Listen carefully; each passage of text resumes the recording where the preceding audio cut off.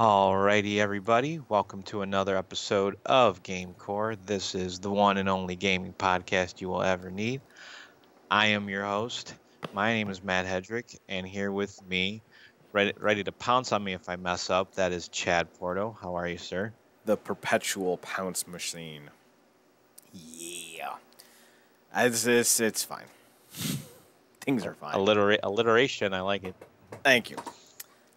We're doing the Joe, Go Joe, G.I. Joe, American Hero, G.I. Joe Extreme. That's a different cartoon entirely. So I didn't know why you picked this game. I'm not mad that you did. You are mad that I did? No, or I'm not. No. No. Okay. I was like, this is dumb. And then I started playing. I'm like, it's kind of dumb. Kept playing it. Not that dumb. It's not going in the Hall of Fame. No, it's certainly like As far as a promotional, maybe slightly above average, but not like as far as a promotional tie-in game for a piece of media from the late '80s, yeah, it's not bad. It's certainly not Turtles. That's for goddamn sure. Fucking Christ, that game. Oh, you're talking about the first one for this NES. The OG all red bandana eye turtle cover box bullshit with the goddamn fucking bomb coral reef level. Fucking Christ. There is one thing about it that makes it somewhat similar to the game, but only in one aspect. Well, you'll have to tell me when we get to the review because I didn't experience anything like by that measurement. But let's get started. We should probably just skip ahead on the video. So you get to pick a bunch of different characters, which I thought was cool. The only problem is the main character, Duke, looks like a random ass army dude. Like a little originality. Like the other guys look pretty sweet. I mean, they weren't great looking. Yeah, didn't feel like they were even trying, did they? With Duke's character. Not really. I like that a lot of guys had like different skill sets and like I think they had like different levels, like different health levels to start off with, right? So I thought that was pretty cool. It's one of those games I really didn't expect it to have as many layers to it as it did. You know, like the villains are all pretty well designed. The boss battles are unique, albeit a little bit odd. Like if you're watching on Twitch right now, twitch.tv/Comic and GameCorp, we might be getting a new name for that. I'll explain why later. It's a giant fucking plane, and you're just fighting it in the floor of a jungle. Like that doesn't make any fucking sense. Like at all. But it makes it kind of awesome for the fact that it's doing that. Yeah. You also get these hack-ass 8-bit fucking photos of the guys that you pick and all that stuff. So, like, they do a pretty decent job making you feel like you're playing a G.I. Joe game. So I think overall, it's pretty solid stuff, especially for the era. The biggest gripe I have is the Duke character design. He just looks like an army dude. But other than that, I very generic. Other than that, I thought it was pretty solid. So I'll give it a 4 on the graphics. Because you got to remember, this is the NES. It's like, what else are you expecting? They do a lot of great stuff in between levels with designs, and the bosses all look pretty damn cool. So like overall, like they do a really good job with it. And you got to remember, this is the NES, and we grade it based off of the console that it's on, not based off of modern graphics.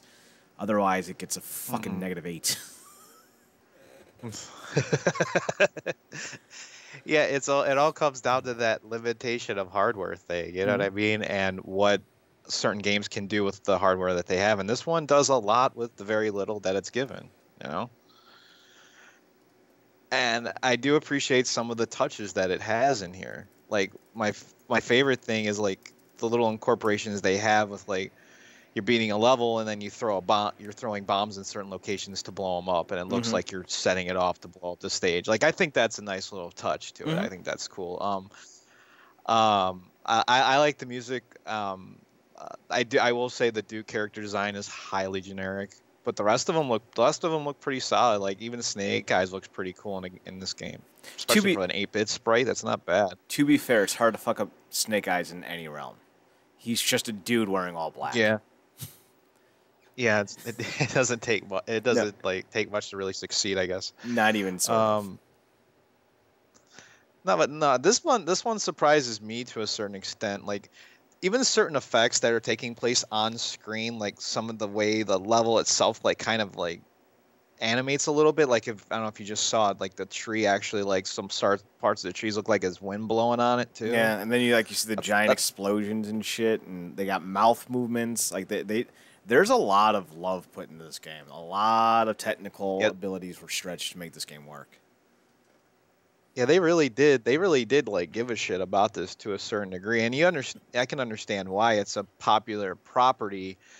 Especially at that time, it was like cartoon. There was I don't know. There might have been. I think there was movies for it too, but it was a toy line. This was a big deal, so they wanted. It's nice to see a lot of effort put behind something like this because you don't always get it. Nope.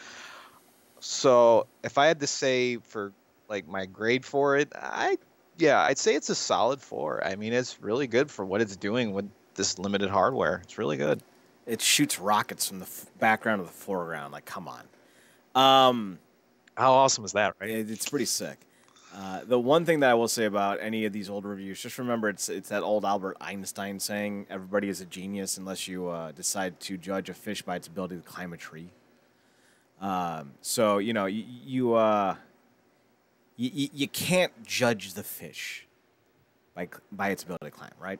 You can't. And you can't judge an old review off of new review or new video game technological advances. So, take what you're playing for what it is. Don't try to be that uppity douchebag. No one likes that guy. Well, because you can't throw a mindset of what things are like now with what they used to be like then, because you're always going to be off base. Like if all you have is a bag of rice, some radishes, and like a can of tomatoes, you're not gonna make a 5-course meal in a 5-star restaurant with that. But you can make something that's pretty good. Yeah. It's all about finding out the best of what you got, and then judging it off of that. By the by, this game also allows you to use vehicles. That's pretty fucking sick. Not even gonna lie. It is. It looks so fucking goofy in the ways it has you do it, though. That's the only thing I'll say. It looks kind of weird. Yeah, I don't mind. Like at this stage, it's like really tiny stage when you're just fucking rolling a helicopter. Like it's awesome, but it looks so fucking cheesy. I rep the cheesy, so I'm fine with that. Sound, I like the music. The music was solid.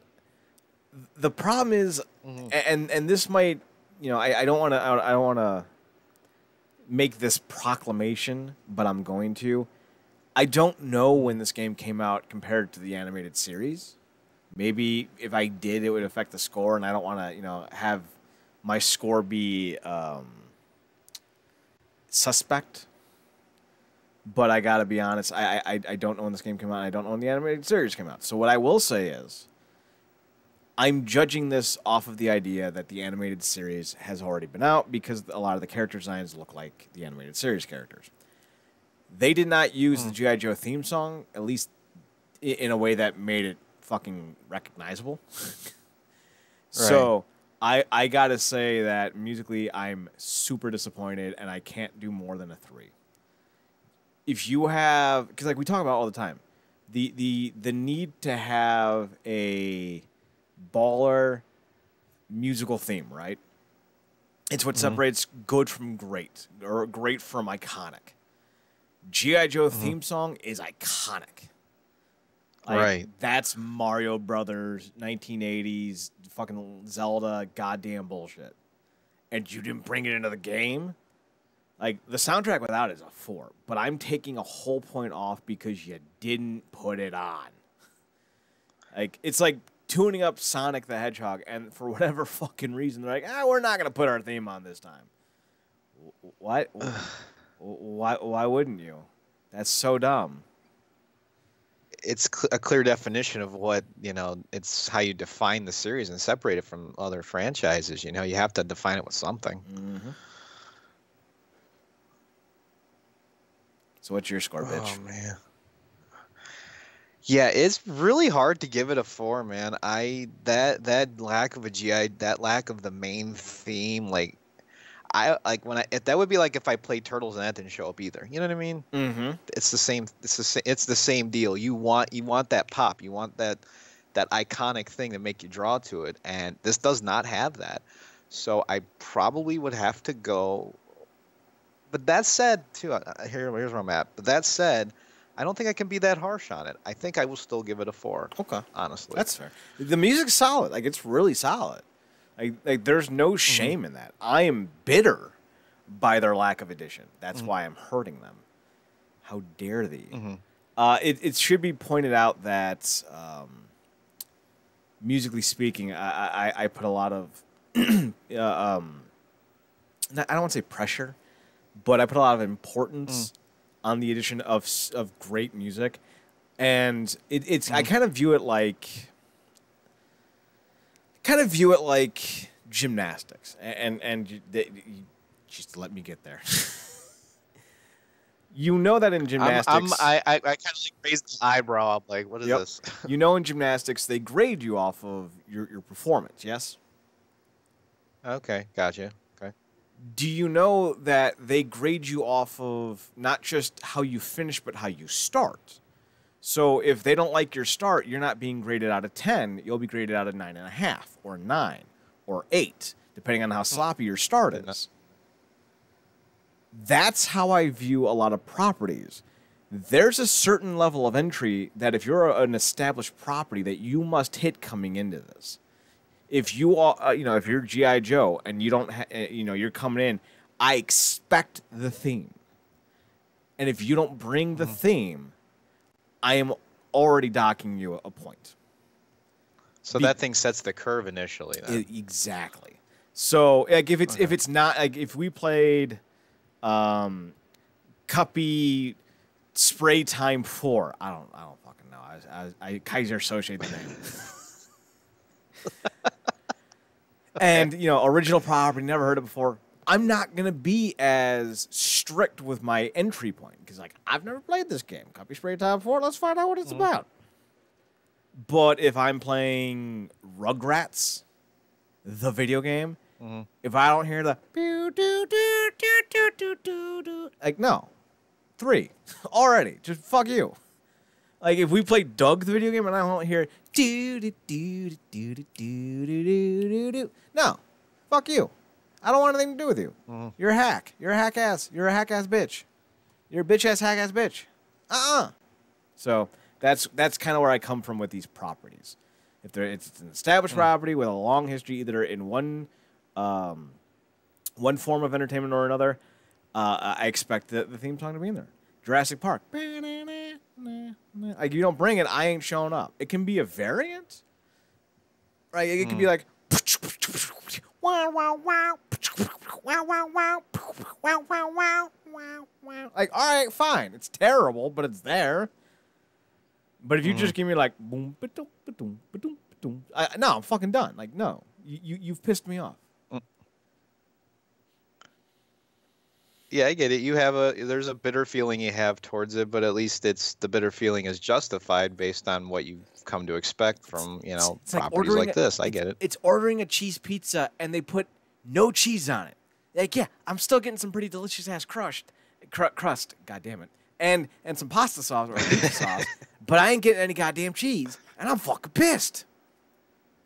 Give me the cheese makes it all worthwhile, man. Dude, just give me the fucking cheese. That's the only reason I order fucking pizza, because that goddamn cheese is classic. And their pan pizza's pretty solid. That's a good crust. Gameplay. I don't really have a lot of issues with the gameplay. Truthfully. I think they do a really good job with it. I don't have I don't have any reason not to give it a 5, but I don't feel like it earns a 5, if that makes sense. Like, there's no X factor to make it like truly special to stand out as a 5. Or maybe I'm afraid to give it a 5. I'm afraid to open up my heart. Oh, it's very dark in there, so I understand. It is. So I don't know what's in there, so I'm concerned. but I don't want to Leanne Rhymes this bitch. I don't want to live without you. I want to know. Like, I don't know how to live without giving this a 5. I'm gonna give it a 5. I have no reason not to. It's efficient. It works. It's not broken that I noticed. Maybe you have a different point of view. I certainly didn't experience any issues with the gameplay. I felt that it was extremely well made. It's a game that has a lot of attention put into it. It's technically a really sound game. So like, I'm gonna give it a 5 because like, I don't know, fuck off. That's my reason. Fuck off. And that's something people should start to understand is Chad doesn't dole out 5s all that often, not all the time. So when you put a 5 behind it, you really mean that.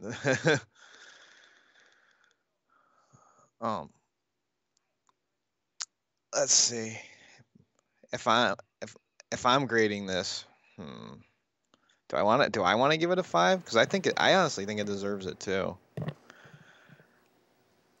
I believe the best thing about this game is that it's not a straight up linear experience, especially like platforming wise. Mm-hmm. There's a large amount of exploration to it. That's what really helps sell this game. That's what I dig about it a lot. The thing I did mention that made it slightly similar to the first Turtles game, but only in one way, is the switch between characters mechanic. But I don't remember your health, but that is like the only thing. I don't remember being able to do that in game though. I thought you had to do that before the level select. Am I wrong? No, I think you could actually do it while you were fighting. Like cause I remember like if your health was low, I would go in and out of a location and grab pizzas and then switch between the characters who needed health and stuff like that. Oh. So I think you could actually pull it off. And I've been playing that game. So yeah, that's life. Still not a very good game. To be honest with you, it's still crap. But that is the mechanic which this reminded me of, is the switching between that. But other than that, no, they're totally different in how you approach them. But I appreciate the vehicle combat thing that actually helps with some of the challenges in certain stages. Like there's some parts of the stages that I struggled with hardcore, and having the vehicles helps you get through some of the more difficult platforming aspects, which is nice. And it all functions. It's all well done. It's a nice combination of a side-scrolling shooter platformer, and it's a solid 5. I can't deny it. I can't deny that either. I want to find something wrong, but there's nothing there at all. It's all good. You know? I'm gonna ask for permission to change the grade. You're going back to a 4, aren't you? No. I didn't play this game all the way through, so I haven't seen all of the boss selections. Mm-hmm. My knowledge and recollection of the toys is very minimal. But I just saw a boss battle that featured one of the toys I remember playing with at my friend's house. They literally put in designs of the toys into the game, and I got to change my graphics score to a 5. When you can actually tie in your franchise like that, I can't not do it. Like, I don't recognize a lot of these machines and figures in the game because, like, G.I. Joe wasn't, like, my jam. Like, I had a few, and, like, I know who Duke is. Sergeant Slaughter was in there, and that was pretty fucking cool. But when you actually put, like, correct designs into your game of the property you're based off of, and for me, it's specifically because you see it happen the other way so often, where you have a property and they don't do that. They'll have their own made up monsters, or they'll augment the fucking music. So they'll always kind of go away from something.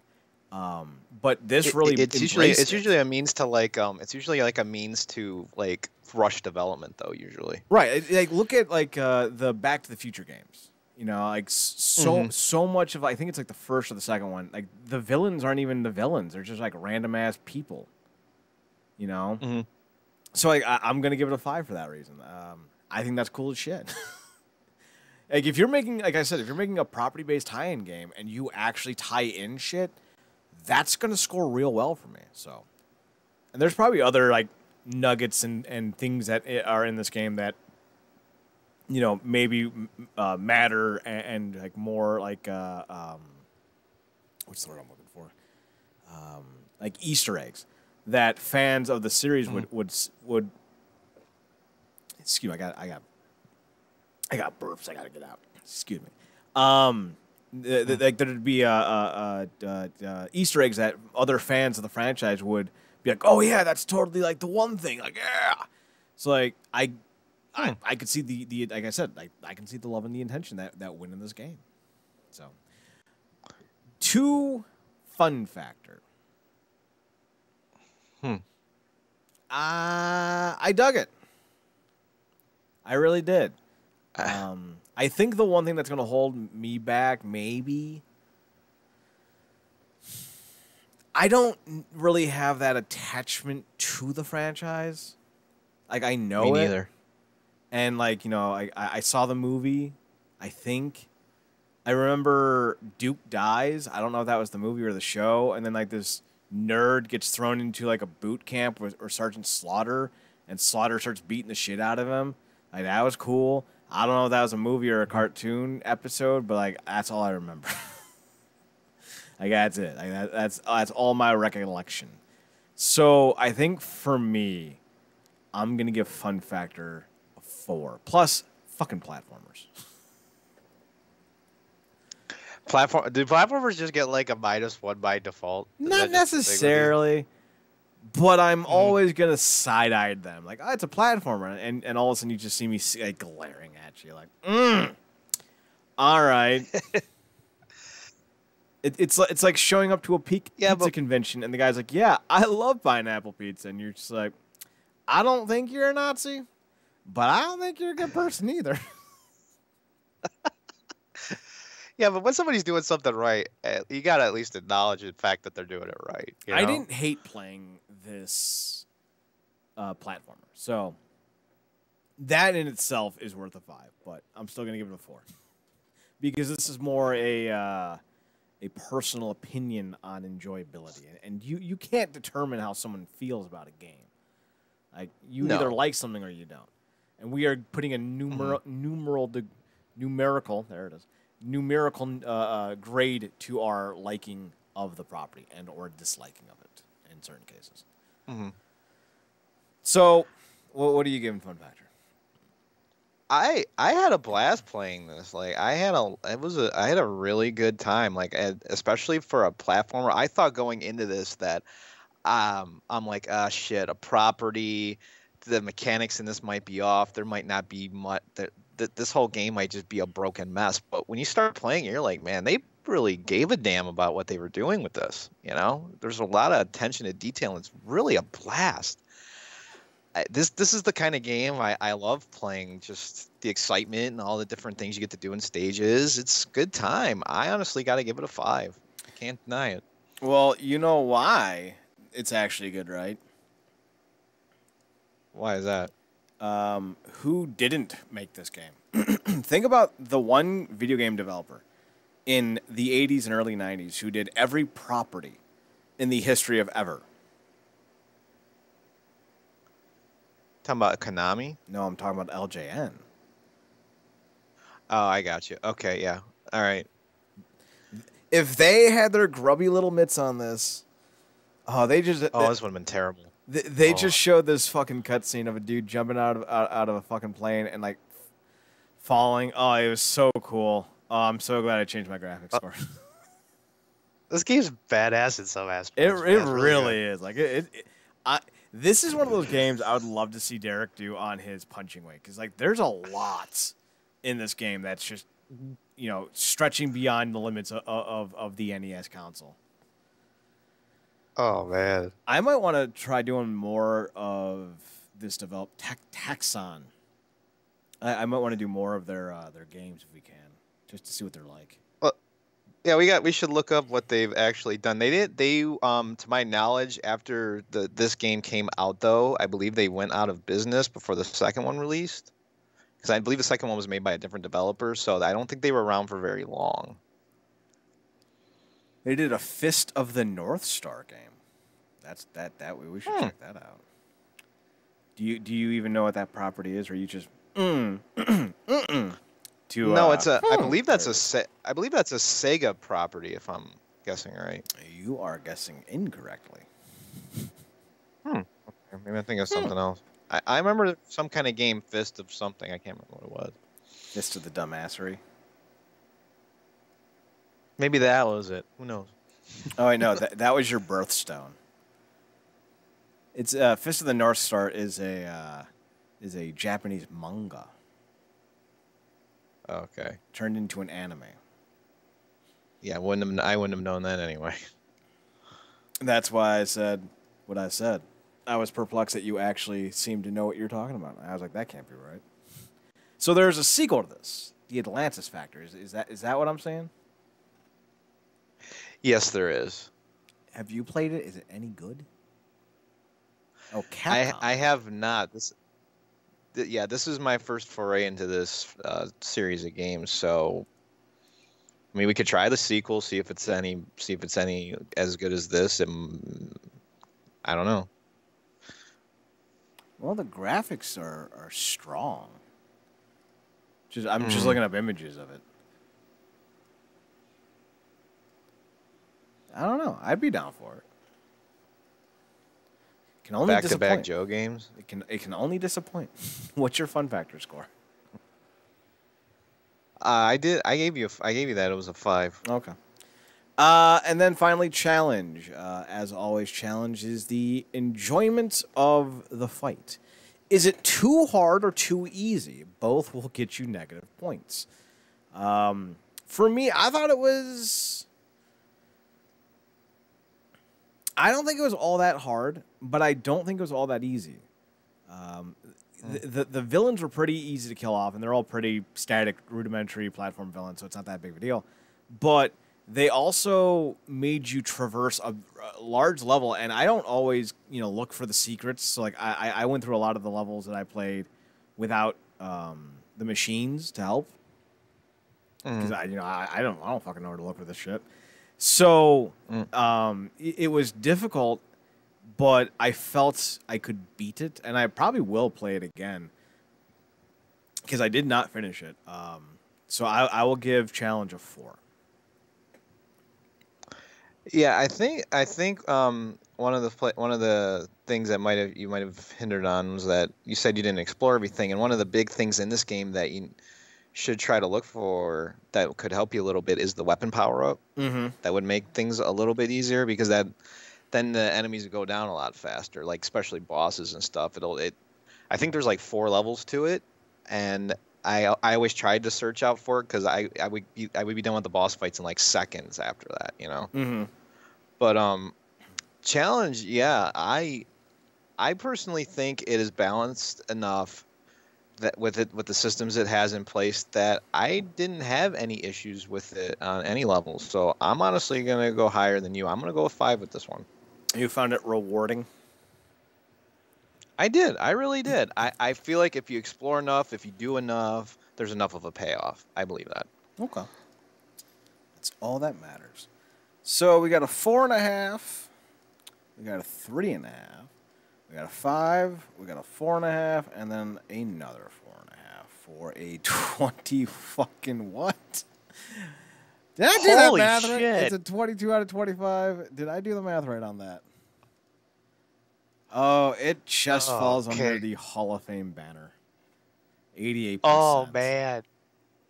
22 out of 25? Yup.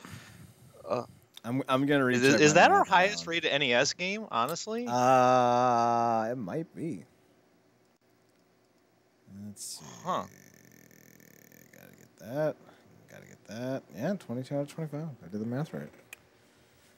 Now I kind of regret my sound score. I mean, I stand by it, but like, it's just a little nudge up. Would have been a Hall of Fame game. Hey, you're not going to cheat the system just to put it in the Hall of Fame. That's not fair. Well, to be fair, I did say that it was a 4. But I docked it to the point because it didn't have the theme. So I do feel kind of bad. Did not know it was going to shake out that way. But that doesn't detract from the fact that if anybody's still out there looking for like little maybe hidden gems you don't know about that much about on the NES, maybe you are a G.I. Joe fan, maybe you don't remember it that much, play this game, man. Yeah. It is worth the time to play it. It is absolutely worth your time. It might be the best NES game I've ever played. The NES was a terrible. Oh, wow. That is a bold statement, man. Well, to be fair, I think the NES was a terrible fucking console. So. But this is still with Castlevania on the table, too, though. Yeah, well, to be fair, the first few Castlevania games weren't great. They were pretty rudimentary. Like, I love them. I love the aesthetic. The fact that you're putting them there is crazy. What's that? I said the fact that you're putting G.I. Joe next to Castlevania, making it a level slightly higher on the system, is, like, crazy to me. If they had better music, man, it would have beaten Castlevania. Because I guarantee you, I did not give Castlevania as strong of a grade as I've given G.I. Joe. Damn. I mean, that's just the way the cookie crumbles. Damn. And that's the way the cookie crumbles. And that's... What is it? Is it Yo-Joe? Right? Is that how they say it? Yo-Joe! Let's see. GameCorp Podcast. Nope. Yep, GameCorp Ratings. I'm pretty sure Castlevania got like a 70.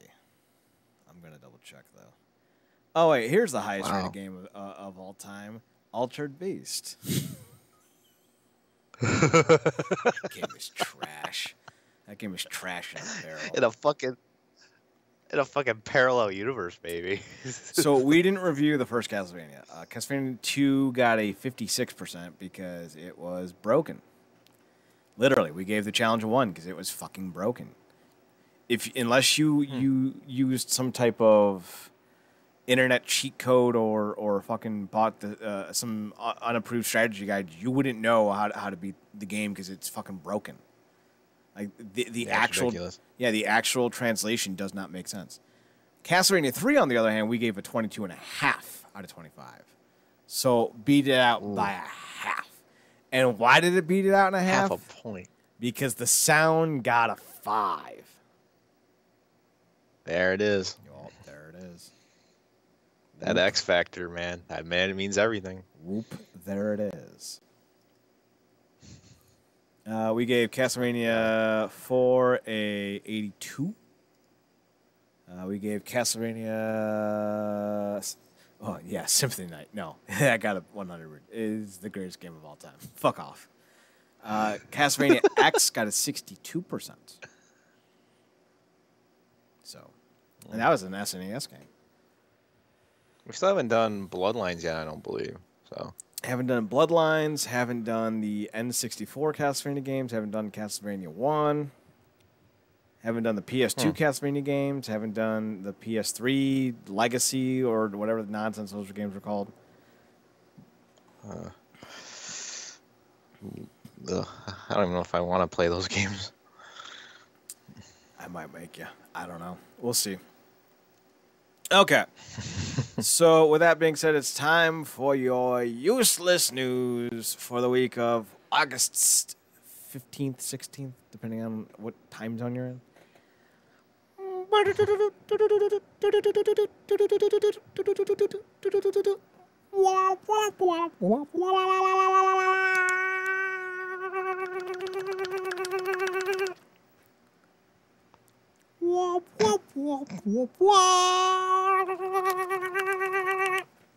We have sound mixing issues. I apologize.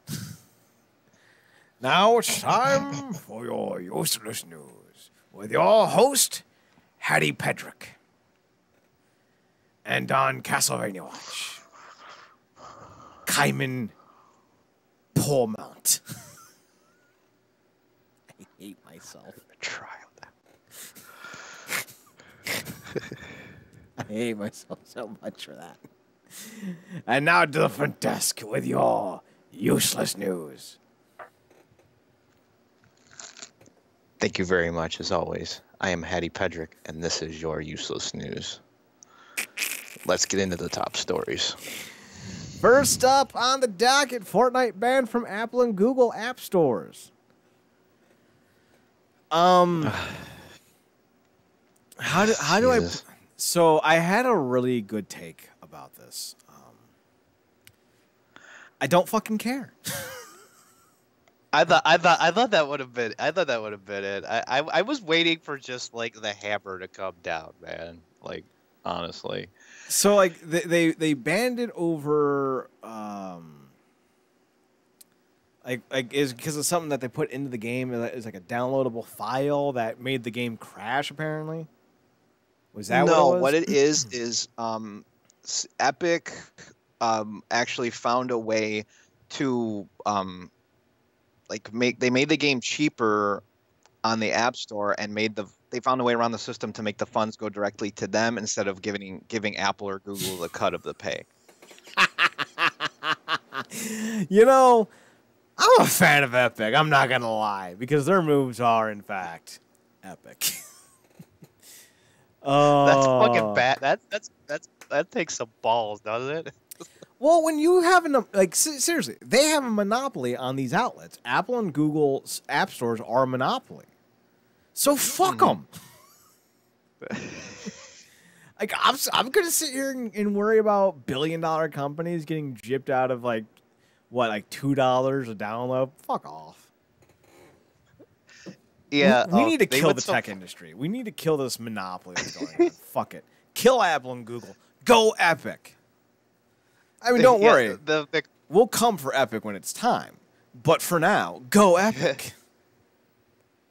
The craziest thing is that when the game got pulled from the App Store, Epic actually released a trailer that was a parody, I believe, of Apple's commercial with one of their first computers or something like that. Yeah, the one where the chick's in like the 80s workout gear and she runs through like the doldrum. Like I don't know if it's like supposed to be like an office workplace, but it's like a slave labor factory, and she runs in and throws like a hammer, I think, through the big screen.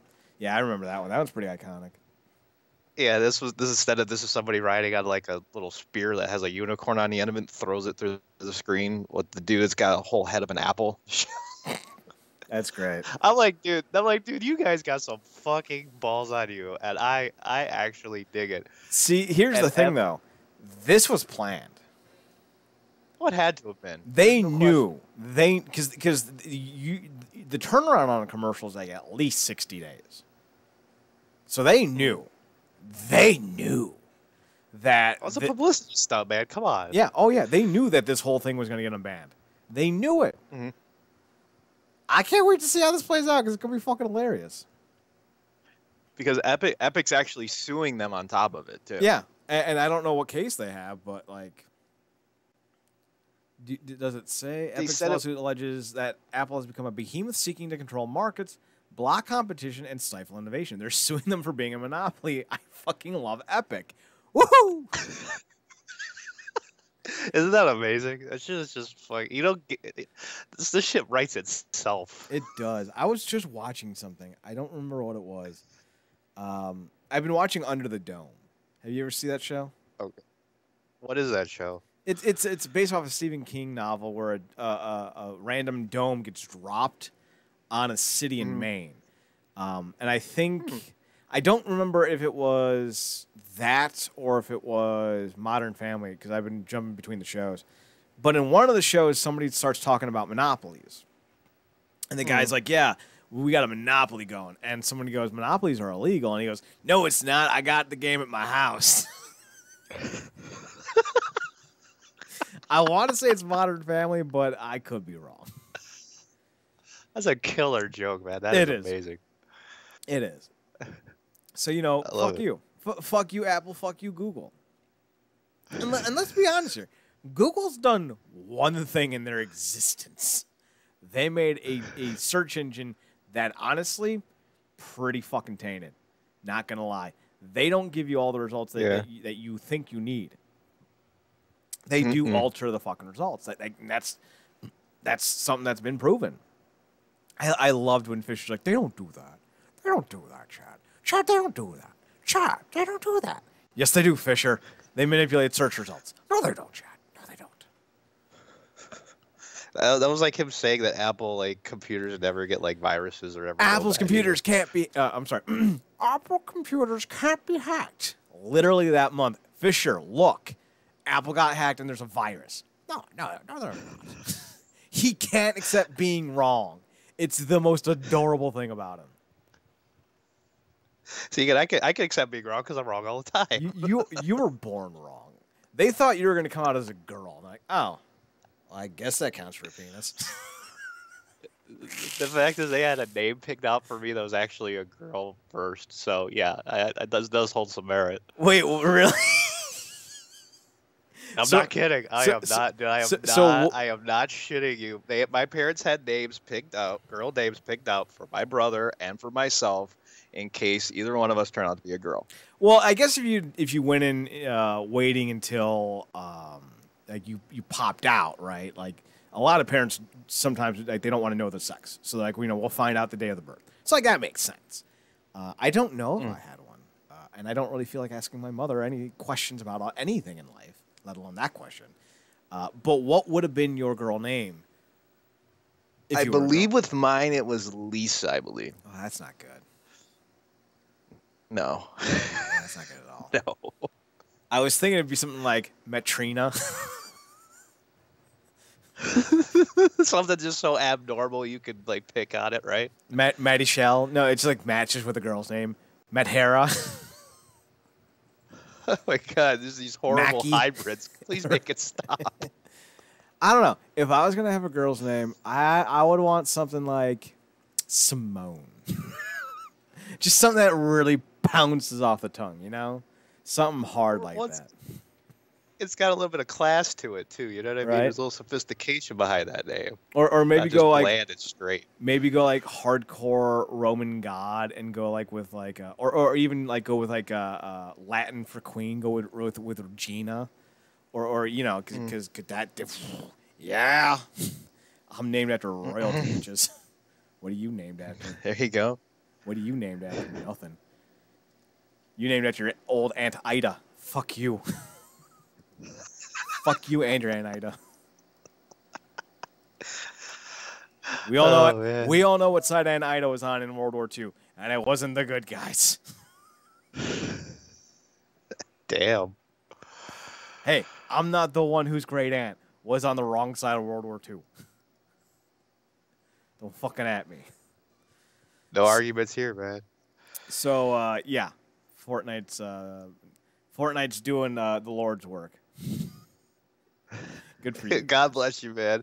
Good. Let's hope it turns out to be even more enjoyable. It might be. It might, because they got a case. Video games can help improve young people's literacy, research suggests. To be clear, if someone is going to try to teach a child by playing video games to read, you're going to fail. Because errors can appear in there quite often.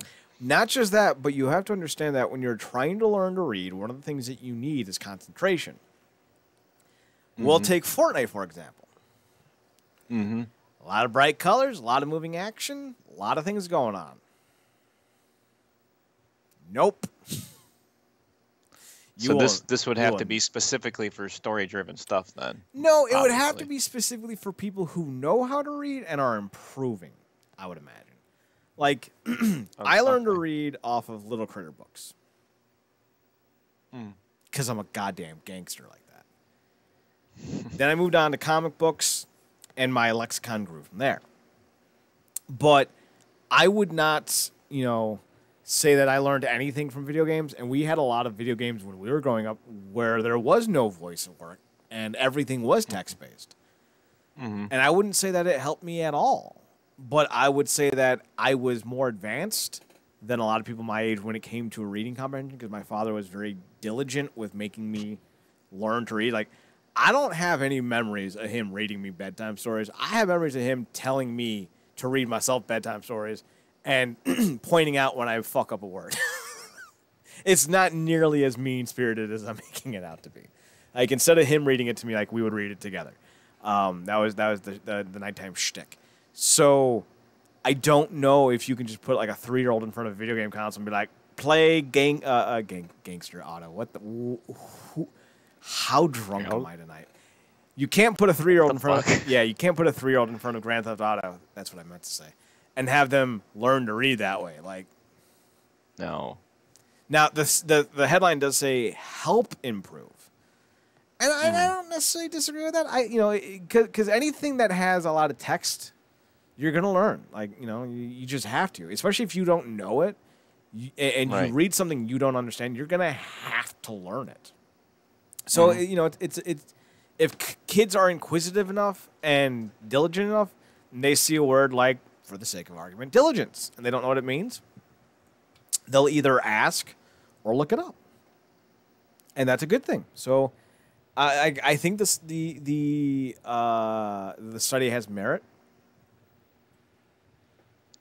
So I guess if especially if it can encourage you to learn more about certain words and how to enunciate and pronounce them and stuff like that, I'd say it's a solid study that does have merit to it, just like you said. So, to be clear, it's for 11 to 16-year-olds. Okay. So that makes a lot of sense. I was really gonna be interesting to actually see some of these results if it was like 11 to 7, or like 5 to 9. Like, I don't think so, Chief. But but it hit a pretty good sweet spot. That's pretty good. I see it kind of like the Sega Mega Drive add-on, right? Like you fucking drop it into the console port, and it's supposed to like make games better. What was it called? Like the 32X or some bullshit like that? Yeah, 32X, yeah. So like it was supposed to like make the Sega Genesis into 32 bits. It didn't. Fucking lies. But that's kind of how I view this. You need to understand how to read, and you need to have a comprehension of reading skills before you play video games. So don't make video games how kids learn, because it won't. I'm telling you this as someone who played math video games on my dad's computer when I was like 10 or 9. They sucked, and I hated them. And I didn't want to learn it out of spite. This is just a way to slightly enhance to a degree in some areas, not to fully teach you anything. Bingo. Then we have only owners of Control's 30-pound Ultimate Edition will get a free next-gen upgrade. I don't know why this is a story. Can you tell me? Here's the reason why. There's been a lot of talk recently about, with the current gen, or with the next gen systems coming, that a lot of them will just get full-blown support for all the games that are currently on the systems, like on the Xbox One, on the PS4. They're just going to get automatic upgrades if you already own it. What this one is essentially saying is that even though you own that original copy of the game, you won't be able to play that game on a newer system. You have to go out and buy the other edition just to play it. Congratulations. This is how every other version of modern-day consoles have operated. I'm sorry. Is there supposed to be outrage with this story? Because I ain't feeling it, Chief. It's 30 pounds. That's like $24. Shut the fuck up and buy it. I think the thing is, though, is just to me personally, it would just be sheer confusion. You know what I mean? Because I didn't buy it myself, but if you wanted to get it with all of the content included with it, it's somebody you would just be waiting for it anyway. It was a wait and see game, any type of thing anyway. If you buy it at the outset, how are you supposed to know that in a year that the next system was going to come out? It wasn't something you were going to be ready for, so that's on you. Well, I kind of view it as a sense of any video game you buy, if you're trying to buy the latest edition, you're not going to, because there's always going to be a new thing. And so for people who are looking for always the best version, don't be that guy, because you are chasing the white rabbit. You will never achieve, or better metaphor, you're chasing the white whale. You're never going to get the best thing. And if you do, it's only because you spent hundreds of dollars on a dumb thing you didn't need to spend hundreds of dollars on. Just be happy with whatever version you got, right? Yeah, like if you're so dead set on having all the upgrades and all the nonsense and the brouhahas and the what have yous, you're chasing after the wrong thing. yeah, because essentially the game was meant to be played on a certain platform. It wasn't meant to have the next gen upgrade. This is just like a byproduct of that if you wanted to play it. So this is essentially an offer for people on the new system who haven't possibly played it yet. You know, this doesn't have anything to do with the other side because it was meant to be there. You're supposed to play it there. So yeah, the hang up with this is just like, yeah, whatever, just deal with it in a sense, you know? For me, it's not even that. It's the game itself is supposed to be the thing that you're interested in. Right. You know, it's the experience, the story, the gameplay, the characters, all that nonsense.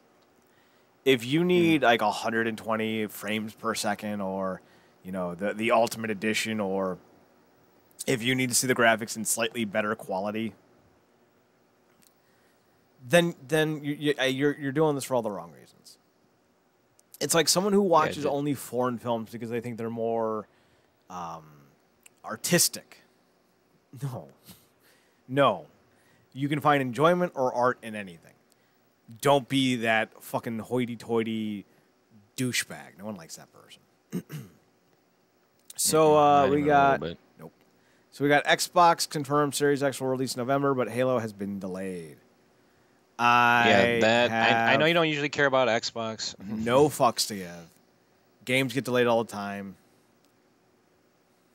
I think the only thing I can say about this, just coming from a perspective of somebody who's played the series and does have an interest in it, is that Xbox doesn't have a lot of exclusives to go on as it is. And when you're planning your console release for the end of this year, and your biggest push for the one of the first games to be on it gets pushed back, it's going to be a hard sell on what you're offering with this console to entice people to play it. Mm-hmm.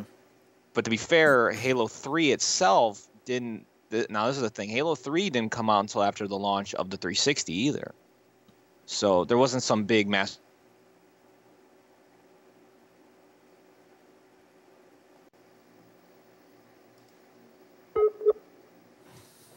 It looked like we lost Matt momentarily. This sometimes happened to him, so we'll see if we can get him back.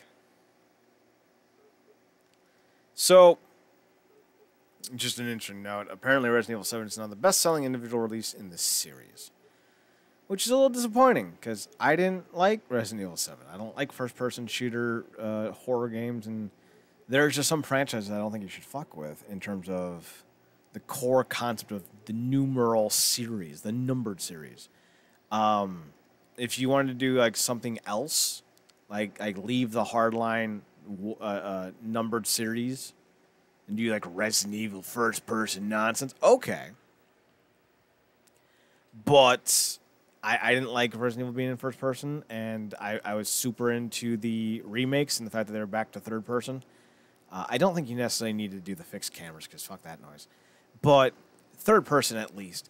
So I have real little interest in Resident Evil 8. I might play it. I'm not excited about it. Damn sure won't be buying it for full price. That's for damn sure. But I don't know. I think it's too gimmicky, and I think it's too kitsch.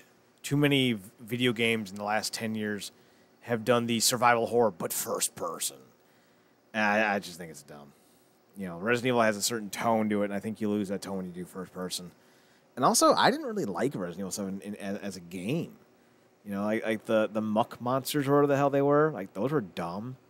And like you only had like 3 bosses, which granted probably more than the remake had for Resident Evil 2. Probably more than the remake of 3 for that matter, but still. Variety is the spice of life, and I would really hope that Resident Evil would kind of be a bit more spicy, especially considering the franchise. While we wait for Matt to get back online, here's a story that kind of coincides. Resident Evil Village will reportedly be the longest RE engine game yet, so that's cool. That's kind of one of the complaints about the Resident Evil games. Once you kind of figure out the puzzles the first time through, they're very easy to beat. I can do, and granted, it's nothing to brag about. I'm certainly no video game aficionado, but I can pretty much beat first run RE2 remake in 2 to 2.5 hours, depending on how much I remember to do. It's very pattern based by that point, and I think it loses some of its uniqueness. You know, if you can just speed run it, I don't know. Never been my big fan engagement idea. not a big speed run guy. Also, not a big fan of the guys who break the game to speed run. Like they'll run it, like they'll take their character and they'll like run on the back of the screen until the game breaks, and then like they fall through like the digital mesh, and then they're fucking 16 levels ahead. Like, that's dumb. Oh, I've seen that happen so many times. Like, where guys will just like cheat the game, and it counts as a speed run. Man, if you're gonna do speed run, you should play the actual game. That's just my take. But so it says here, Capcom Insider's Dusk Golem Insider. That would have helped. Capcom Insider Dusk Golem discussed the length of the game in development. Discussed the length of the games in development. God damn it. Resident Evil titles this week, and the publisher said it was considering increasing the price of its game for the PS5 and Xbox Series X, which is a thing that we've seen or heard of across the market. So that's not that surprising. Games went up. Games used to be $70 and like $80 in 1995. So like we've had a good run at the $60 price point. I'm not going to be mad at it if they start upping the price of some of these games, considering how expensive it is to make them. After the 2020 release of Resident Evil 3 was criticized for the short length of its campaign by numerous reviewers, including VGCs, which is the site that we're reading this from, with our critic calling it a short adventure with not much to do afterwards. Game length aggregation site How Long to Beat measures the game's main story as taking 6 hours to complete, less time than previous games developed with Capcom's RE engine. The site measures RE7's Biohazard's main story at 9.5 hours, with Resident Evil 2's at 8.5 hours and Devil May Cry's at 11 hours. I'm assuming this is first-time playthroughs, because, like I said, I can beat fucking Resident Evil 2 remake in under 3 hours. I got the fucking recorded times to prove it. Capcom announced Resident Evil 8 Village in June, ahead of its planned 2021 release, and Dusk Golem claimed it will be the longest RE game to date. Without saying too much, the other stuff coming up should follow a similar trend. So RE's engine longer, RE3 is longer than a DLC piece, and did include Resistance, though I know many like to neglect that as they personally don't care about it.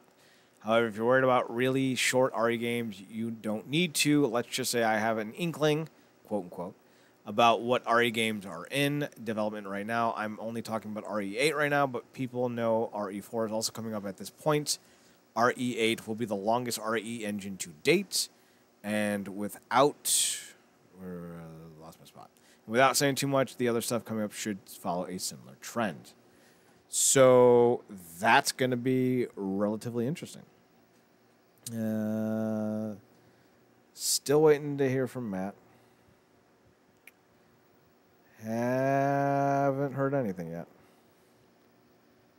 So we'll send him a question mark and see if he's going to be coming back tonight. Oh, he's back on. He's a big old dunce cap.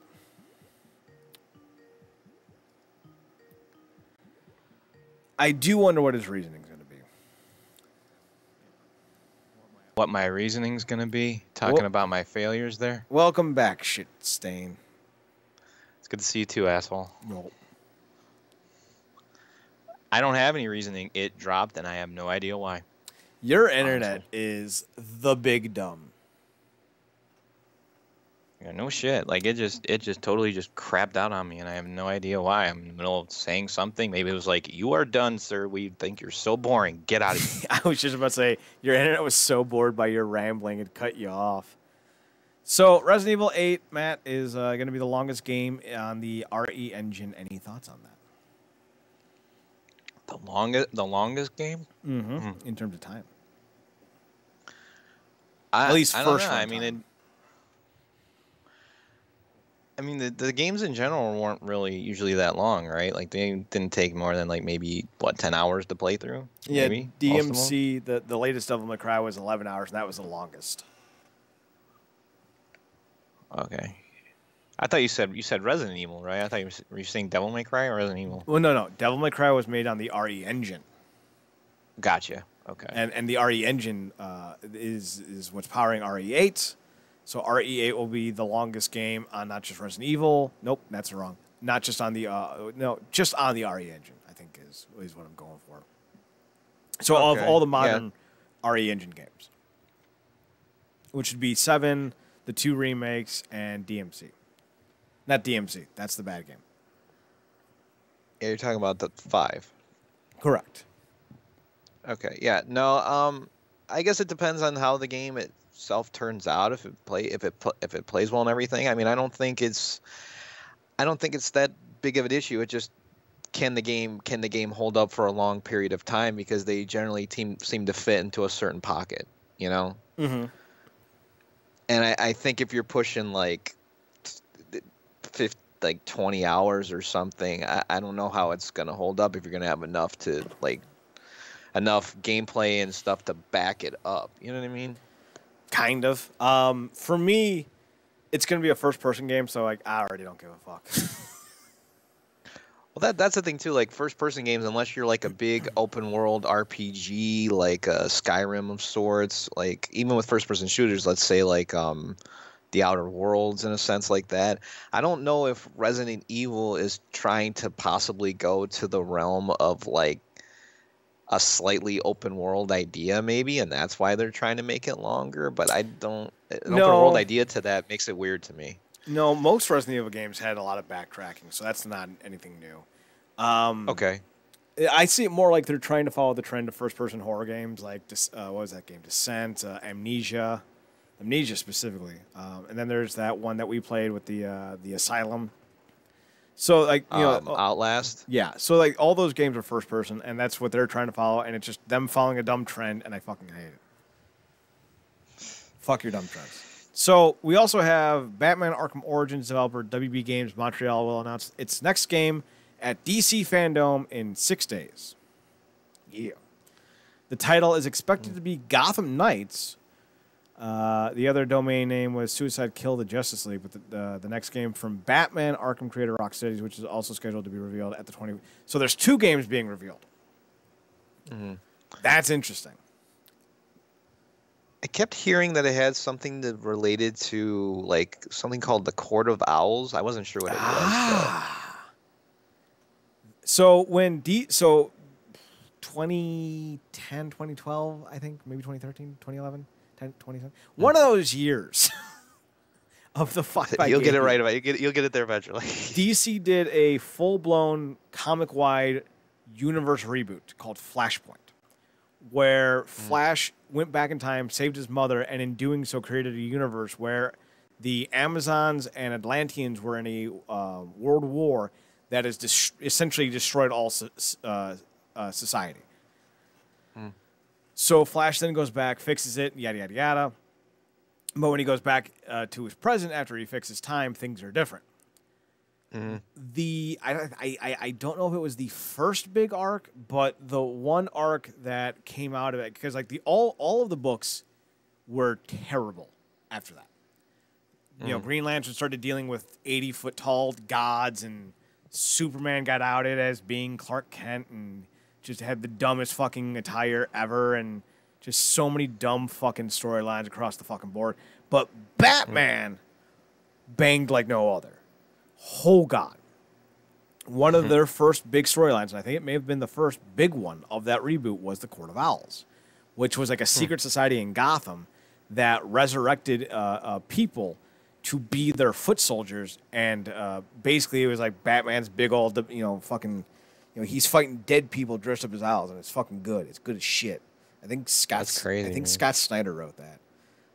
So definitely, like if it's about the goddamn Court of Owls, goddamn sign me up. I think there was a lot of like images that they were kind of teasing certain things, and a lot of people are saying that it was relating to that, like certain images from the comics and stuff like that, and that it would possibly be leaking towards that game. But I don't have any prior knowledge other than what you've told me, so I'm interested in some kind of crazy spin-off idea for a Batman game. I think it'd be really cool. If they're doing both Gotham Knights and Suicide Squad Kill the Justice League games, and they're both going to be released for the PS4, I will buy those games new. Sight unseen, goddammit. I have a feeling, I hate to disappoint you, but I have a feeling that they might not be. Because these are probably, I'd say at the very least 3 months or 6 months out, maybe possibly even longer, and they're probably set to just be exclusives on the new systems. I doubt that, because most games, at least historically, so take that as for what it is. Most games release on multiple consoles on multiple generations within the first 2 years of the new console's generation. Like if you Last of Us was released on both. Last of Us came out. Yeah, that's fair. Pretty soon. Like Grand Theft Auto 5 came out. There's going to be I would bet a testicle. My left, my right's my favorite. But I would give you at least my left testicle that there's going to be a Grand Theft Auto 5 PS5 port. Oh, there already is. So it was already revealed during an event that was one of the first things they talked about. So that game's on 3 different generations of consoles. So I could imagine that they will have a PS4 port because they usually do. Okay. But if they don't, I'll be very sad and I'll cry. And I'll blame you for everything wrong in my life. Well, it'll just not be the one that they're optimally making it for, but it'll still get ported. Hopefully. We'll find out. Then we have EA shareholders say no to massive proposed raises for executives. So did I ever tell you why I don't like the Cleveland Indians name? This has a point. Just stick with me. But have I ever told you why? No, the only reason I ever knew why was because it was being protested by groups, that had an issue with it. But that's not your issue. That's not my issue I know of. I don't like inaccurate labels. Okay. Hate it. Mm. The Indians were named what they were because they thought that they landed in Asia. So they called them Indians because India. So I've never been a fan of the term Indian, not because it's offensive, but because I find it wholly inaccurate. It's like when you call someone who sleeps with a 17-year-old pedophile.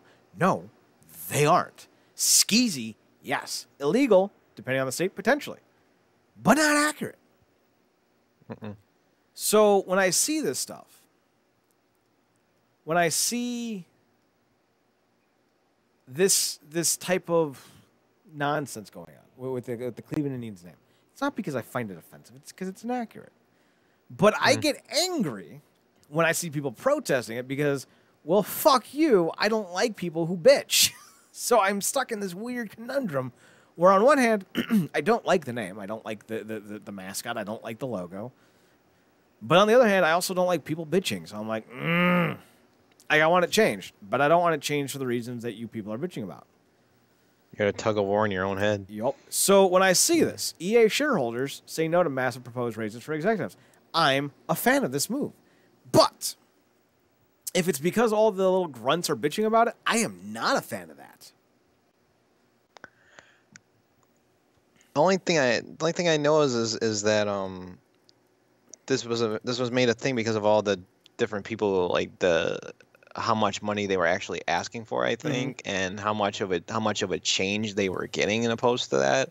Like I think it's Andrew Wilson was getting like $20-some million or something, but then it got lowered to a certain amount, and there was a lot of talk of like people saying that it was based on they're making these moves based on the performance of these games and the fact that these people don't really maybe necessarily deserve these bonuses because not all of their games are performing well. I'm not sure if that's really a thing. Mm-hmm.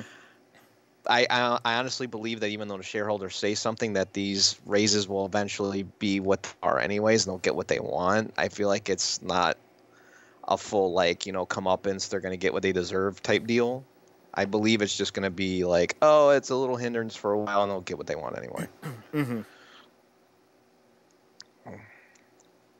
It makes sense. So yeah, as much as I would love to see it, I'd love to see this change for that reason. I don't believe the justification is there for it. You know. Mm-hmm. So yeah, I would love to see it though. I would love to see them get the axe and have this money go to something meaningful with their games instead of the shit they put out anymore. Oh. No, thank you. Yeah, I wish EA would just disappear. They're the worst of the worst to me as far as developers go. I believe they're the LGN of the 2000s. I fucking said That's awesome. I love it.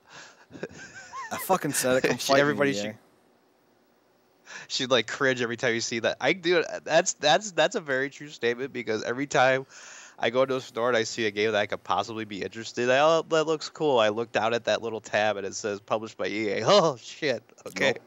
Never mind. Never mind. So let's move on to the UB-Tubes. Matthew, what have you been watching? Let me bring up the list here. The first thing I watched was actually 2 videos from her this week. Was Amanda the Jedi. She did a recap of Umbrella Academy, the 2nd season. Yeah, I saw that. I think I need to start watching this show because it sounds fucking insane. My favorite one though that she did was of the Shudder movie host, and her like she posted like her actual reactions to it and stuff, and that shit was funny because she was like genuinely shocked and surprised at some of the things that happened in this movie, and she was throwing out there that this is a lot. The fact that it's coming out now is very akin to like what's happening in the real world, and I do like the fact that it's kind of following what movies like Unfriended and some of these other movies are doing, which I like. Mm-hmm. I like that whole idea of like the modernizing of horror and trying to add a unique spin on it. And I think this could be cool. The strangest thing to me though is that this movie is only like an hour long. So I'm like, I don't know how much you can get that's compelling out of an hour. Like, because not too many movies can pull it off. So I'm interested in seeing it for sure, and she definitely gave me a reason to do so. I saw the same video and I thought it was cool, but I don't know if I'd watch the movie. I think I'm good with just her telling me about it. Her reactions are solid. They're amazing. Yeah, they're legit. I also love that there's a scene in the movie that you showed where like this dude just fucking drops from the ceiling. That was insane. Oh my god. And Amanda's reaction to it, how she just starts laughing at the fact that the girlfriend tried to run and not even check on him, was it made it very worth it. That's just good shit. Let's see. I was actually kind of happy to see Cinemassacre do just a straight up like actual movie review this week of a movie I didn't really know much about either. Treasure of the, I'm hoping I'm pronouncing this right, the Sierra Madre. Is that right? Yes. The Treasure of the Sierra Madre. Yeah, I do like it when he delves into the older movies because I haven't seen most of these, and that might pique my interest in it a little bit. And I more of this stuff, all these like maybe not unknown films, but films that are classics to him that maybe not everyone knows about. So I would like to see him do more of that. Yeah, no one wants to see me. It's a scary thing. I've been really getting into Craig Skitz's podcast as of late. I listened to both the episodes he's done recently, and I was more he did two in a row this time, which I was kind of surprised. He usually does them just on Mondays, but he did back-to-backs on this one. He did a live one with Gus Sorolla from Rooster Teeth, and I didn't even realize it until it was mentioned in the interview that the lead guy at Rooster Teeth actually left the company like 2 months ago, and he's actually moving out of the United States too, which was just crazy. And he was saying that their transition during this time, especially 'cause they relied heavily on a lot of skits and stuff like that for their shows, a lot of live skits. Like their shorts were one of their most popular things for them as a brand. That them not being able to do that now really limits the amount of content they can make to get other creators. So they're not struggling, but it's not as easy. Their content is very limited. But Craig is a great interviewer. I'm not gonna lie. He's very good at what he does, and he's highly entertaining. And I definitely recommend like checking these out. Anybody fan of games, please listen to these. These are very good. One of the podcasts I can actually sit back and listen to without feeling like people are being pretentious, if that makes sense. Like just dudes, just guys hanging out that know the industry but are not assholes about it. I kind of appreciate that. So yeah, definitely worth a listen. Slopes Game Room did an interesting video about 9 pointless gaming peripherals, and the one that stood out to me the most, I won't go over all 9, but the one that stood out to me the most was Dance Dance Revolution, how that was a hot ticket like in the mid 2000s ish, like where it really hit its peak. Always relied on that big dance pad you laid on the floor.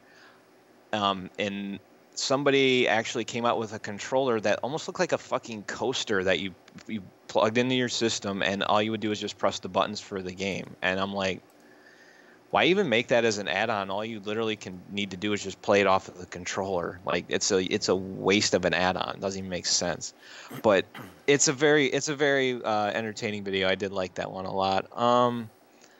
Let's see, Matt McMuscles did I watched a ton of his Let's Plays this week for Fast and Furious Crossroads, which that game's actually been getting a lot of hate, like in terms of reviews and stuff like that. And I personally think that it's not very warranted, like, because a lot of the things that are being mentioned in there about how sloppy it is, how bad it is, I'm like, I'm not sure what game you guys are playing, but I'm playing one that's actually enjoyable. I mean, because almost all Fast and Furious games have been shit for the most part, especially the last one that was total garbage. But this one is just big, dumb action scene to action scene fun, and I think that's all those games need to be. And if you're expecting more out of them, then you're completely missing the point of what the game is supposed to be. His Left Alive one that he did for What Happened, that game was a debacle. I knew most about that, so I didn't really like jump behind that one. Retrosoft actually had 3 updates this week about talking about the entrance themes for each of the characters. I thought that was cool. Yeah, I saw that. That was pretty slick. So, just as a personal experience, I've seen a lot of these dudes wrestle, and a lot of their theme musics I remember. A lot of the more modern stars have very familiar themes in this, so I really appreciated that.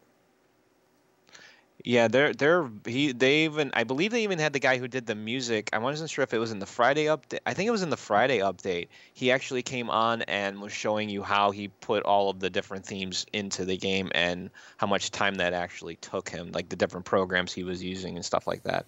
So that was actually a pretty cool watch. They also tried to show a video of them like showcasing 2 different wrestlers for the first time instead of the mainstays they've always been showing.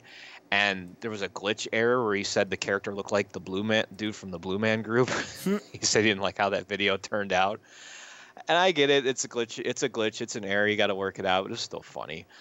Let's see. Other than that, everybody's been kind of diving into the Tony Hawk demo for people who've pre-ordered. And I'm looking at that, and it makes me want to play it even more. But aside from that, I think that is about all in terms of the YouTubes for me this week. Yeah, that about rounds them all out. SB Nation did a nice video on Anderson Silva's tarnished reputation.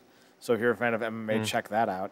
There's still a lot of videos I haven't watched yet that are in my to watch. So not all of them are going to be reviewed yet.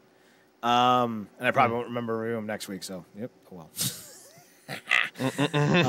Mr. Nightmare, one of my favorite YouTubers in the horror YouTube realm, did a great little video on 3 nightmarish Zoom calls.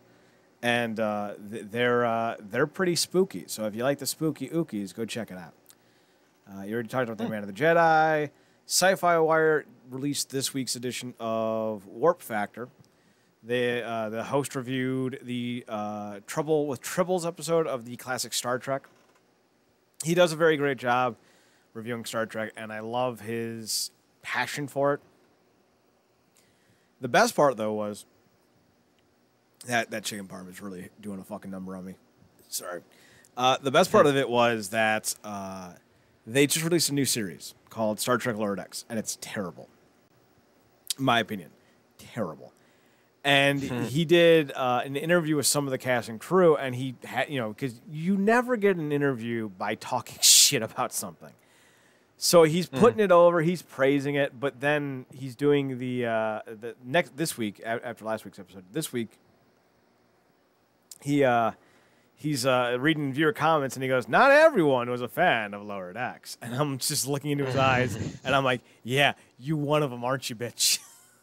But there's a bait and switch occurring here, right? Well, he couldn't say it, but he read one of the comments, and he's the one comment was like, "Ew," and he just goes, "Well said." So you've actually watched all the episodes of that, then? I watched. There's only 2. I watched the first one, and it's not very good. It's trying to be Rick and Morty, but without the nuance that the writing step brings to that series. Yeah, I was kind of like getting had some interest because that's what it reminded me of too. Like I'm not always big into the mainstay series of things, but when cartoon adaptations get made, I do try to say oh, that might be cool, but if it's not landing the humor like its inspiration is doing, I would maybe like I to shouldn't know. go near it. I would like to know what you think of the pilot episode at least. For me, you can't, because basically here's what they did. They looked at what made Rick and Morty successful, and they're like, all right, we'll copy that.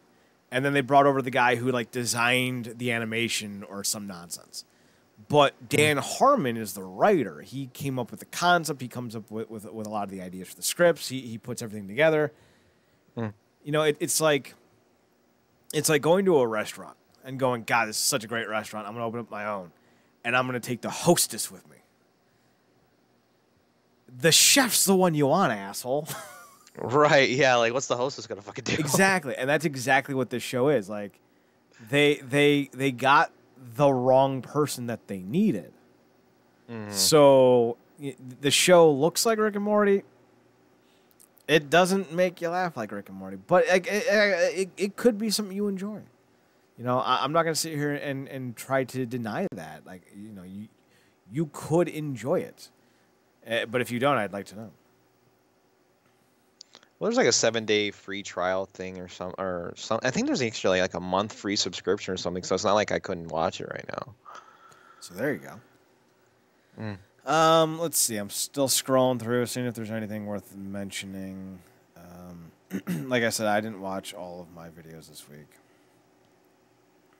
I'm watching Under the Dome. That's been a pretty solid show.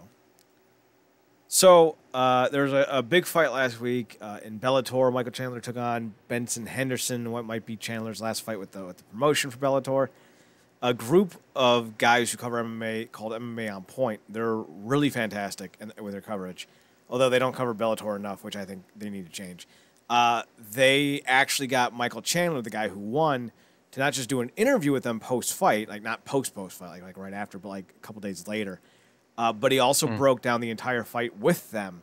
And it's pretty cool. So, if you ever wanted to, hear someone's thoughts or listen to the dude talk about, how things are can go. And it's a really well-done video, and there's a lot of attention and detail in there that if you're a fight fan, you would enjoy. Cool. Let's see. Lazy Masquerade, one of my other favorite spooky ookies, did a really nice one called 4 Creepy Unsolved Mysteries That Desperately Need to Be Solved or Desperately Need Solving. There's nothing about the video that makes you think that these 4 specific cases need to be solved above anyone else.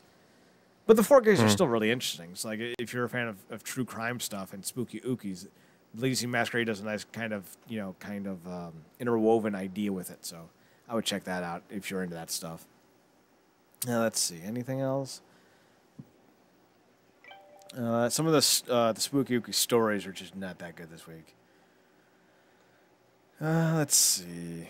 Here we go. The Punk Rock MBA did a great video on Hayley Williams, the lead singer of Paramore, and talks about how, when she was and Paramore were really popular in the genre, that the genre was really healthy because it brought in a lot of different people, including a lot of girls into the punk rock avenue, if you will.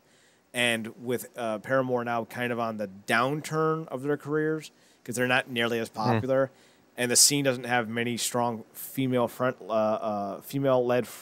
bands or front ladies, if you will, that the scene is less off with it. So it's a really nice deep dive into it, and I really appreciate it because Paramore is one of those bands when it came out, it's like 2007, I think, and I was like 20. I think I was 20. And I was like, ugh, this is stupid. Girl rock. Ugh. I still don't like a lot of her stuff. But I appreciate it now. Also, at the time, there was another band out called Flyleaf that also had a female lead singer.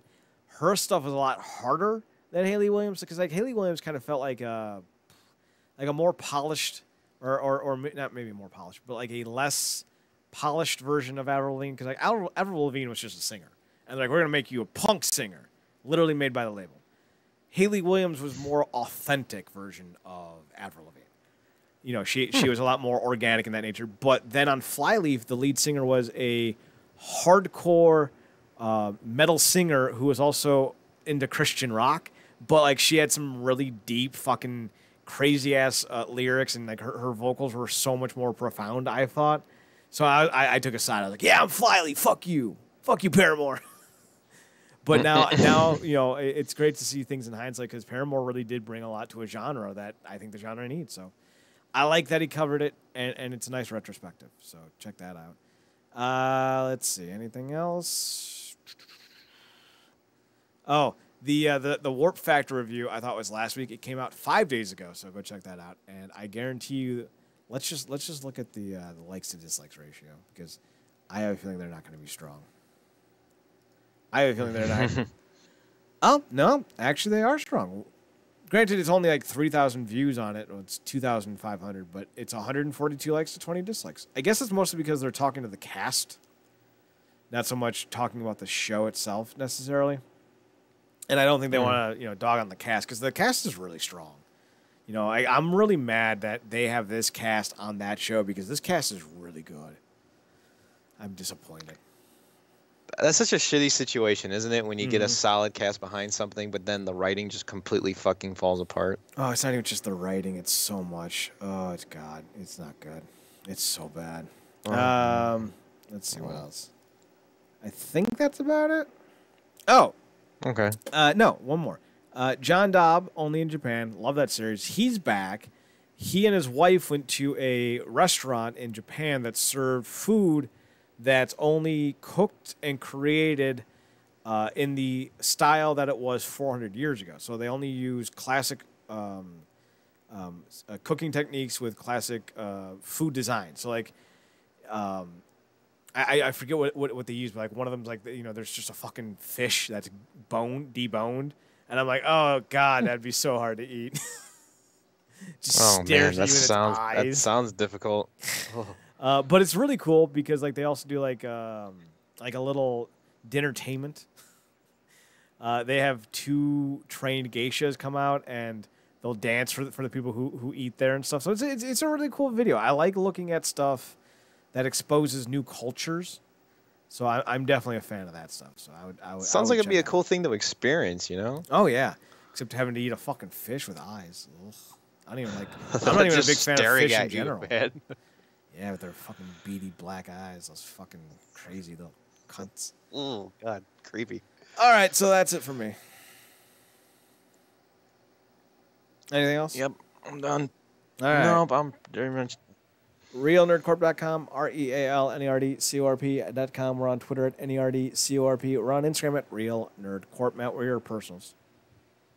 You can find me on Twitch at MNerdCorp, same handle on Twitter. You can find me on Twitter at Chad NerdCorp, ChadNerdCorp, and on Instagram at Chad's Photo Hut, PHOTOHUT. Links to all of our shows and all of the locations that you can find the podcasts and all the different podcast availabilities and all that are on the website, realnerdcorp.com, or down below in the little description area, depending on which video service you're using right now to watch us or listen to us or download from us.